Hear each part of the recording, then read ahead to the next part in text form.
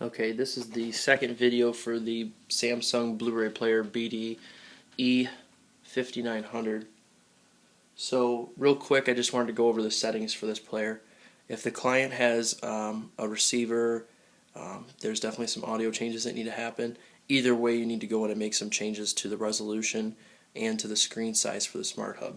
So you first thing go into settings, and then you're going to go into aspect ratio should be 16:9 full, and the screen size says 3, but if you look on the outside edge here, you can see the stops before the edge of the screen.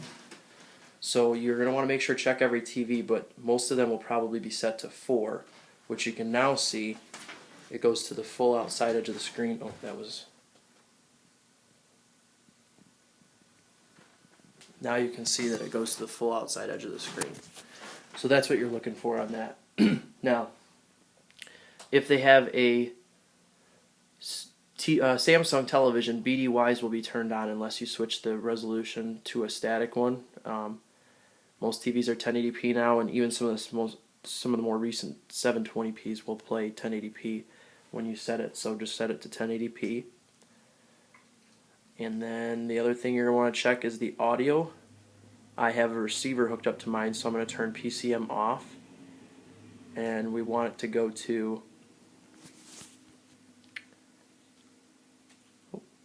We want it to go to bitstream uncompressed or unprocessed. So there's a few different options here. If their receiver doesn't have the ability to do HDMI, you can use either the DTS or the Dolby Digital, which will then encode everything as Dolby Digital or DTS. This is a good feature because a lot of times if you're sending a signal in PCM, it'll come through on a receiver in stereo even though it's being decoded by the Blu-ray player. So in most cases, if they don't have a sound system, you'll use PCM. If they do have a sound system and it has HDMI, you'll use uncompressed. If they have a sound system and it doesn't have HDMI or it can't do the HD audio formats, you can select these two or leave it on PCM, whichever one sounds better. So kind of play with that and make sure. So I'll select uncompressed. Now where it says PCM downsampling, that's for a receiver that doesn't have the ability to play HD audio formats. So I'm going to turn that off. And then the dynamic range control, that basically is going to change the audio and make it clearer dialogue, which cranks up certain portions of the movie and takes down other portions. So you don't want that. You don't want to mess with the original audio. Just leave it off. And the normal stereo you can switch to surround.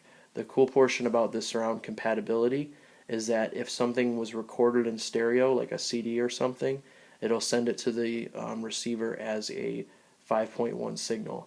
So it will think that it's a 5.1 signal and give you sound through all the speakers, which is really nice. And that's it.